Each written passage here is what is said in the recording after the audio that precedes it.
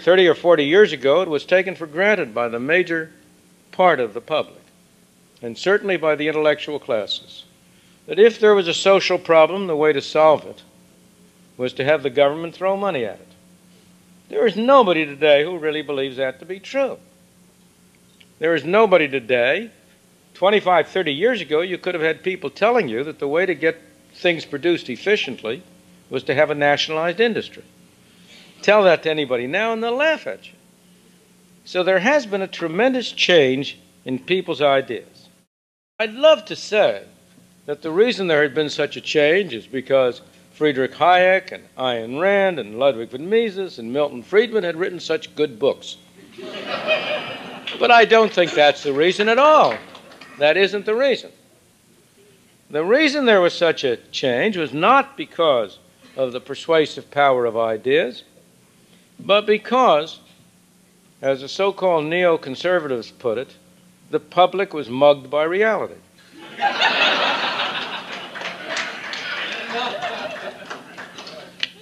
It was just impossible in light of the experience that they were having to continue to believe in the beneficence of government intervention, in the efficiency of nationalized industries, and so on.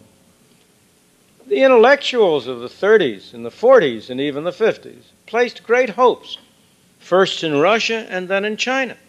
And in both cases, those hopes were disappointed.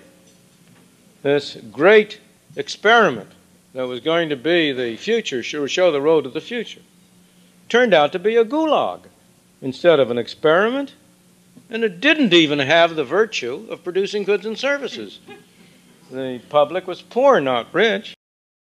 The war on poverty turned out to be accompanied by an increase in the number of people officially labeled poor, and so on down the line.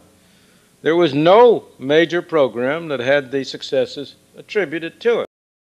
Most important of all, as the great English constitutional lawyer A.V. Dicey predicted some 75 years ago, there was a tremendous reaction against the rising burden of taxation.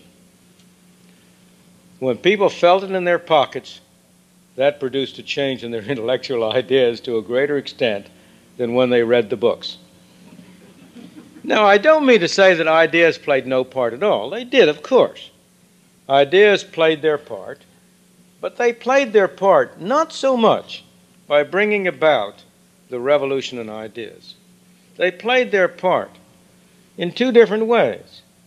Partly by giving people sensible explanations for why their hopes had been disappointed, but mostly by determining the direction that the reaction against the establishment took, by determining the fact that we moved in the direction of trying to free markets instead of in the direction of a still tighter control over society.